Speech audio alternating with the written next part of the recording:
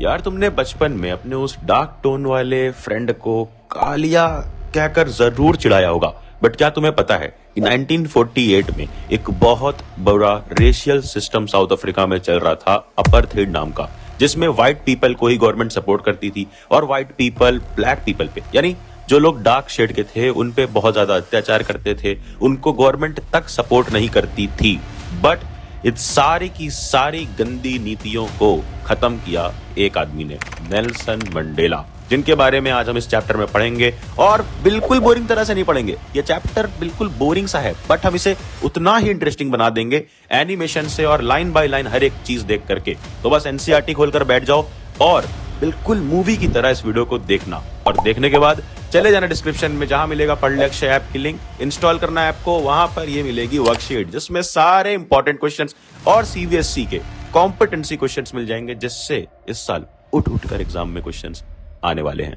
शिक्षा के साथ पढ़ले सीनियर्स को भी सब्सक्राइब कर लो, ताकि हम रहे 10th के साथ भी और 10th के बाद भी। क्या हाल पढ़ले गैंग, अपार्थाइड को पहले समझ लेते हैं, तब हम चैप्टर की तरफ बढ़ते हैं। जैसे इंडिया में पुराने टाइम पे बहुत पीक लेवल पे अनटचेबिलिटी फॉलो की जाती थी, जिसमें अपर कास्ट लोग छोटी कास्ट के लोगों पे बहुत सारे अत्याचार करते थे, उनको गलत तरीके से ट्रीट करते थे।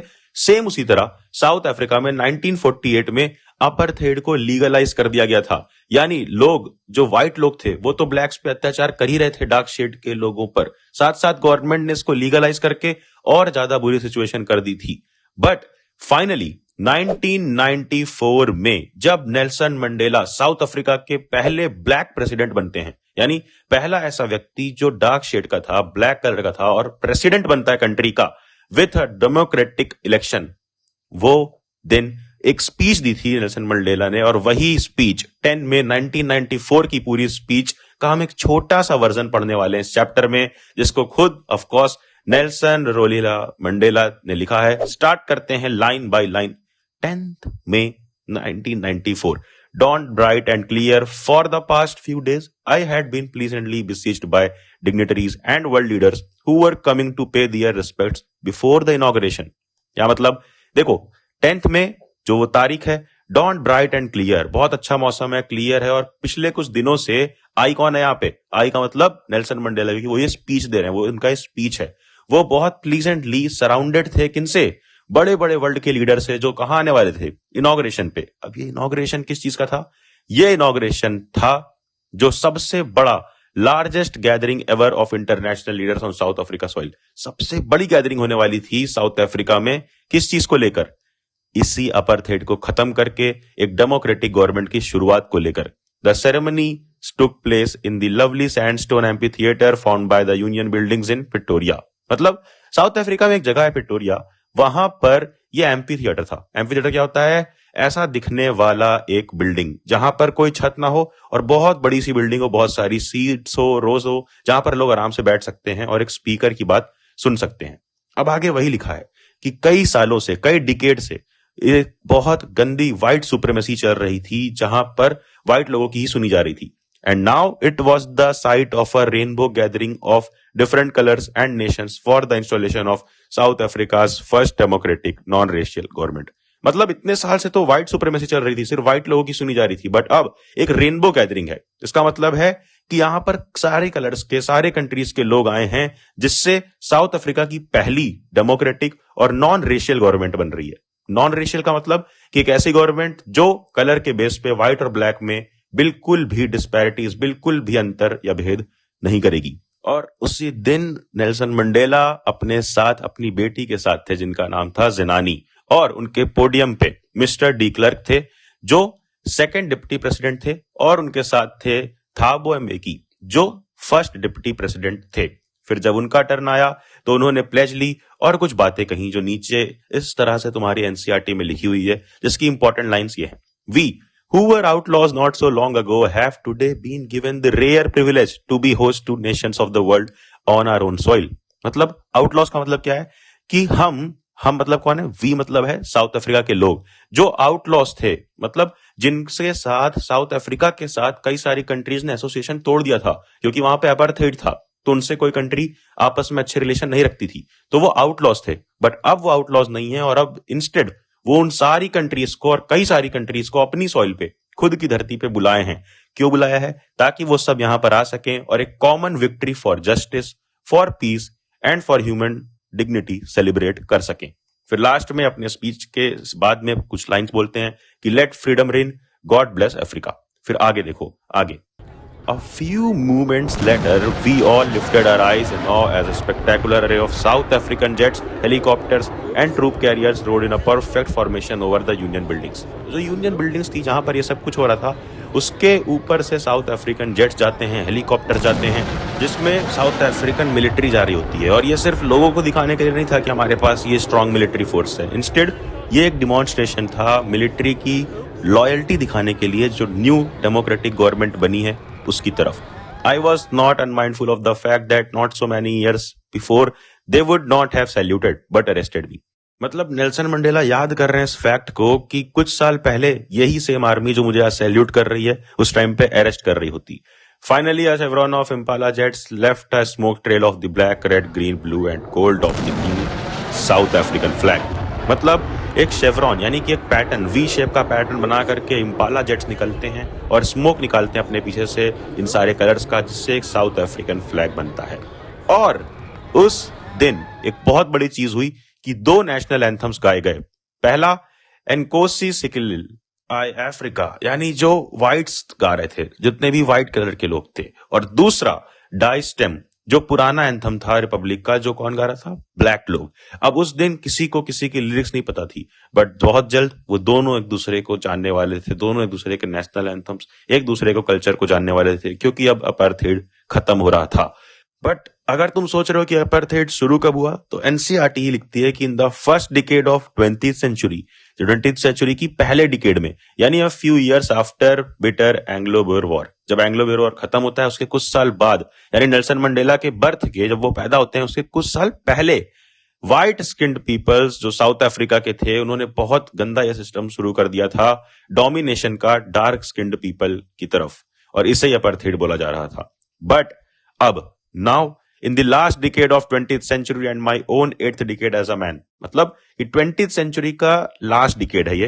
अरे 20th century यानी 1900s का लास्ट डिकेड चल रहा है ना, 1994। और क्या बोला उन्होंने? And my own 8th decade as a man, कि नेल्सन मंडेला का 8th डिकेड है, यानी 80s में आ चुके हैं वो अपने। That system had been overturned forever and replaced by one that recognizes the rights and freedoms of all peoples regardless of the color of their skin। अब ये सब खत्म हो चुका है।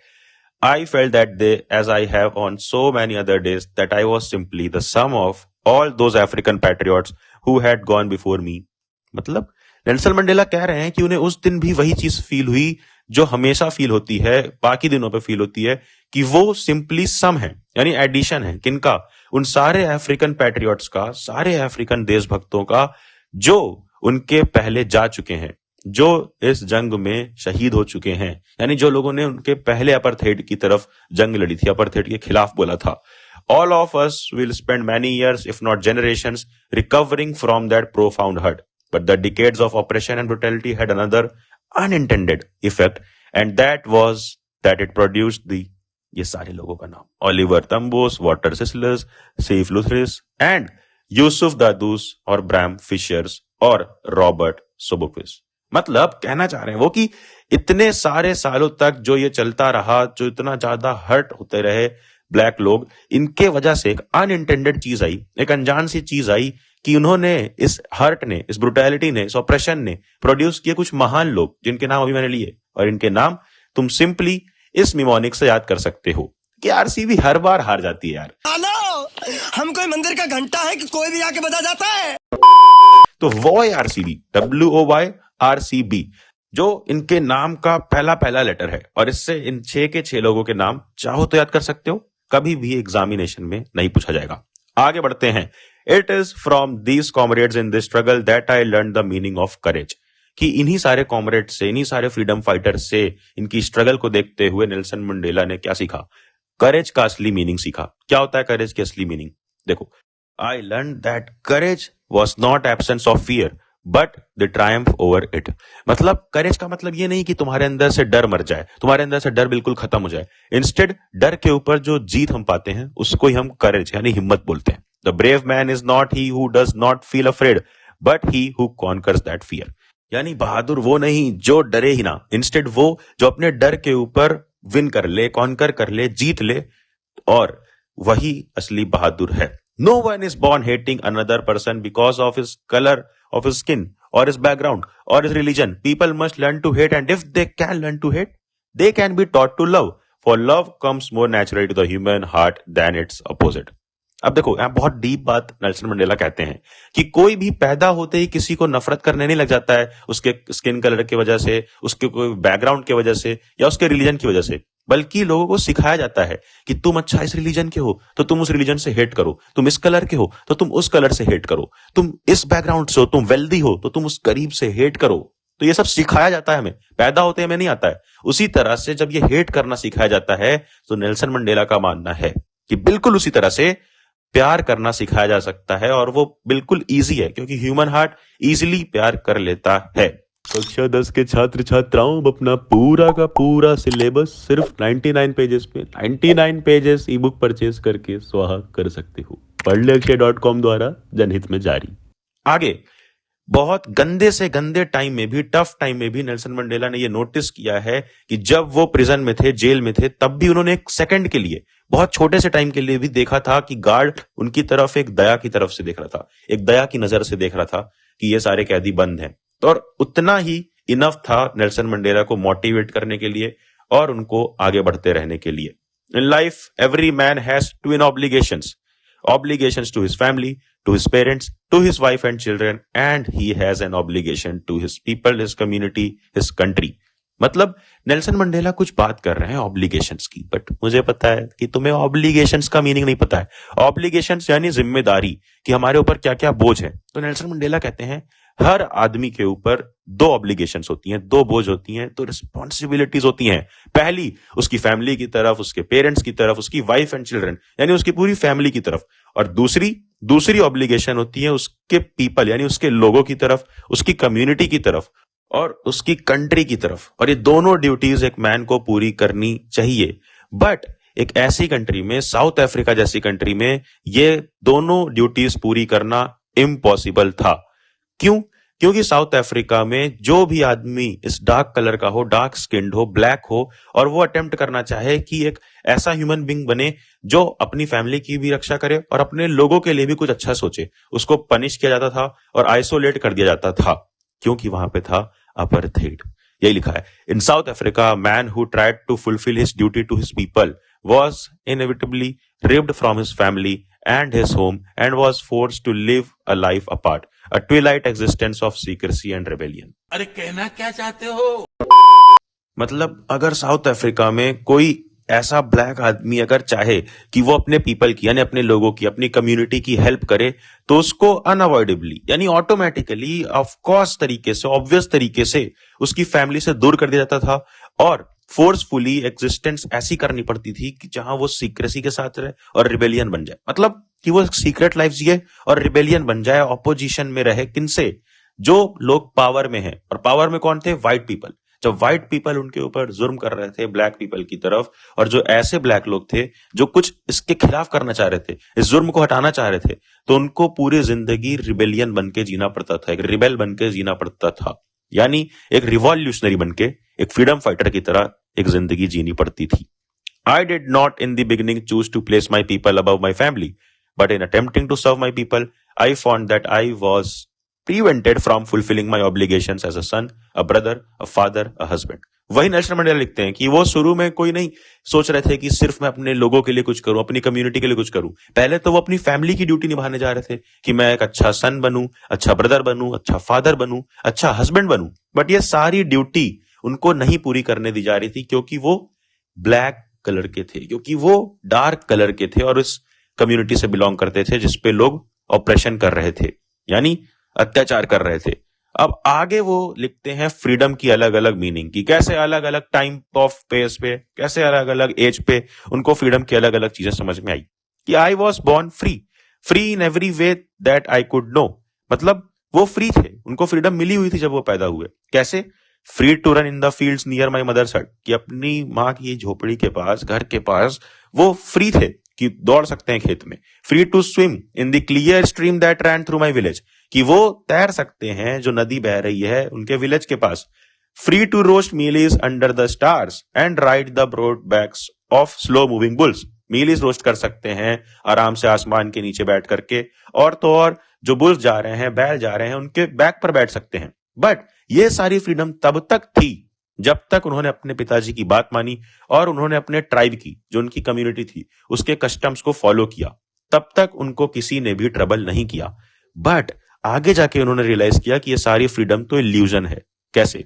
जैसे जैसे उन्हें एज के बाद और एक पर्टिकुलर एज के बाद रियलाइज होती गई चीजें, जैसे बहुत ही यंग एज में, at first as a student I wanted freedom only for myself, the transitory freedoms of being able to stay out at night, read what I pleased and go wherever I choose.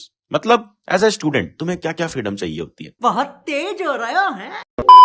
तुम्हें तो बस यही freedom चाहिए कि तुम जब चाहो तब आराम करो, पढ़ो ना, और ऐश की जिंदगी जियो, नेटफ्लिक्स पे जो मन वो देखो। उसी तरह उस टाइम पे नेल्सन मंडेला को, जब वो स्टूडेंट थे, तो उन्हें बस इतनी फ्रीडम चाहिए थी कि वो ट्रांजिस्टरी फ्रीडम्स रहे। ट्रांजिस्टरी मतलब टेम्पररी फ्रीडम्स, जैसे कि वो जब चाहे तब रात को बाहर जा सकें, जो मन वो पढ़ सकें, और जहां मन वहां जा सके।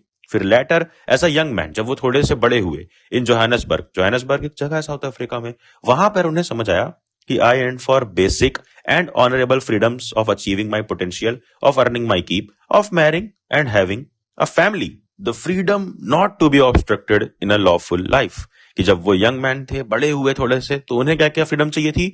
तब उन्हें चाहिए था ऑनरेबल फ्रीडम्स, की एक इज्जत की जिंदगी जी सकें, अपना पैसा कमा सकें, अपनी पसंद की शादी कर सकें और फैमिली रख सकें, और जब तक वो लॉ फॉलो कर रहे हैं उनको कोई उनकी फ्रीडम में ऑब्स्ट्रक्ट ना करे, यानी बीच में रोकने ना आए। बट स्लोली उनको रियलाइज हुआ कि सिर्फ वो ही नहीं थे जो फ्रीडम महसूस नहीं कर पा रहे थे। इंस्टेड उनके ब्रदर सिस्टर भी फ्रीडम महसूस नहीं कर रहे थे। वो लोग के पास फ्रीडम नहीं थी। कैसे नहीं थी? क्या उनको भी नेटफ्लिक्स का रिचार्ज कराने को नहीं मिल रहा था? नहीं, उस टाइम पे नेटफ्लिक्स नहीं था। अभी देखो कैसे नहीं थी। यहां पे आओ, एनसीईआरटी की लाइंस पे। I saw that it was not just my freedom that was curtailed. Cartel मतलब कि छीन ली गई। सिर्फ उनकी फ्रीडम नहीं छीन ली गई थी, इंस्टेड जो भी लोग उनके जैसे दिखते थे उनकी फ्रीडम छीन ली गई थी। इसी वजह से इस चीज को चेंज करने के लिए जब उनको ये रियलाइज होता है एज अ यंग मैन, वो ज्वाइन करते हैं African national Congress. That is when the hunger for my own freedom became the greater hunger for the freedom of my people. उस लाइन का मतलब कि उनकी जो हंगर थी कि मैं फ्री हो जाऊं, कि सिर्फ वो पर्टिकुलरली इंडिविजुअली फ्री हो जाएं, उससे भी बड़ी एक भूख बन गई कि उनके लोग, उनके जैसे दिखने वाले लोग, सबके सब लोग फ्री हो जाएं और असली फ्रीडम का मजा ले पाएं। Freedom is indivisible. The chains on any one of my people were the chains on all of them. The chains on all of my people were the chains on me. उनका कहना था कि freedom indivisible है यार, इसको बांटा नहीं जा सकता। कि अगर बेड़ियां उनके हाथों में लगी है तो मतलब उनकी बेड़ियां सबके हाथों में लगी है, सारे उनके जैसे दिखने वाले लोगों पे। और अगर सारे उनके जैसे दिखने वाले लोगों पर बेड़ियां लगी है, चेन से बंधे हैं, इसका मतलब कि वो खुद भी चेन से बंधे हैं। आगे वो एक बहुत डीप बात कहते हैं, ध्यान से सुनना। I knew that the oppressor must be liberated just as surely as the oppressed. But ये समझने के लिए ऑप्रेसर और ऑप्रेस्ड की मीनिंग जान लो। देखो, ऑपरेशन का मतलब क्या होता है? नहीं, अस्पताल वाला, हॉस्पिटल वाला ऑपरेशन नहीं, ऑपरेशन। ऑपरेशन का मतलब होता है कि कुछ गलत हो रहा है, और ये गलत जो कर रहा है वो होता है ऑप्रेसर, और जिसके ऊपर ये गलत काम किया जा रहा है वो होता है ऑप्रेस्ड। और नेल्सन मंडेला ये कह रहे हैं कि I knew that the oppressor must be liberated, कि ऑप्रेसर को भी लिबरेट करो, यानी फ्रीडम दो जैसे ऑप्रेसर को दोगे। अब ऑप्रेसर को कैसी फ्रीडम चाहिए? सुनो ध्यान से। A man who takes away another's man freedom is a prisoner of हेटेड, he is locked behind the bars of prejudice and narrow mindedness. उनका मानना था कि जो ऑप्रेस्ड है, जिसके ऊपर अत्याचार हो रहा है, वो तो ऑफ कोर्स फ्रीडम के साथ नहीं है, उसको बांध के रखा गया है, अत्याचार हो रहा है। बट जो ऑप्रेसर है, जो ये सब चीजें, जो गलत काम कर रहा है, वो भी परतंत्र है, वो भी आजाद नहीं है। किससे गिरा हुआ है? किस चीज से बंधा हुआ है? वो बंधा है हेट से, वो बंधा है प्रेजुडिस से। प्रेजुडिस यानी बेवजह किसी को नफरत करना, और वो बंधा है नैरो माइंडेडनेस से, कि वो ब्रॉड माइंड का नहीं है, उसको किसी ने ये सब समझा दिया है कि हेट करो किसी को, तो उसको भी फ्रीडम की जरूरत है इन सारी बुरी आदतों से, इन सारी बुरी सोच से। I am not truly free if I am taking away someone else's freedom, just as surely as I am not free when my freedom is taken from me. मतलब नेल्सन मंडेला का यही कहना था कि अगर कोई किसी और की फ्रीडम ले रहा है तो वो भी फ्री नहीं है। The oppressed and the oppressor alike are robbed of their humanity. यानी ऑप्रेस्ड और ऑप्रेसर दोनों अलग अलग तरीके से ह्यूमैनिटी से छीने गए हैं, यानी दोनों से ह्यूमैनिटी छीन ली गई है अलग अलग तरीके से। जैसे मैंने ऑलरेडी बताया कि कैसे ऑप्रेस्ड से, यानी जिसके ऊपर अत्याचार हो रहा है, उससे ह्यूमैनिटी छीन ही ली गई है क्योंकि उसको एज अ ह्यूमन ट्रीट ही नहीं किया जा रहा। बट जो ऑप्रेसर है वो भी इतनी गंदी गंदी सोच के साथ, इतनी बुरी आदतों के साथ जीवन बिता रहा है कि वो भी एक ह्यूमन नहीं रह गया है, उससे भी ह्यूमैनिटी छीन ली गई है, चुरा ली गई है। और यहीं खत्म होता है हमारा चैप्टर। बहुत ज्यादा इंपॉर्टेंट चैप्टर था, बहुत सारे इंपॉर्टेंट क्वेश्चंस को मैंने अरेंज्ड फॉर्मेट में डाल दिया इस वर्कशीट में। जरूर ये वर्कशीट पढ़ना, जरूर ये वर्कशीट देखना, इंस्टॉल कर लेना पढ़लेक्स ऐप प्ले स्टोर से कि कोई भी इंपॉर्टेंट क्वेश्चन मिस ना हो और नेक्स्ट वीडियो ना मिस हो। इसके लिए नोटिफिकेशन वाली घंटी छेड़ देना। एंड कई सारे वीडियोस चैनल पे पड़े हैं, जाकर एक बार स्क्रॉल करना और अपनी 10th इजी बना लेना। सब में शेयर कर देना ये वीडियो कि सबकी 10th इजी हो जाए। एंड देन करना क्या है, अबे जाना, जा पढ़ ले।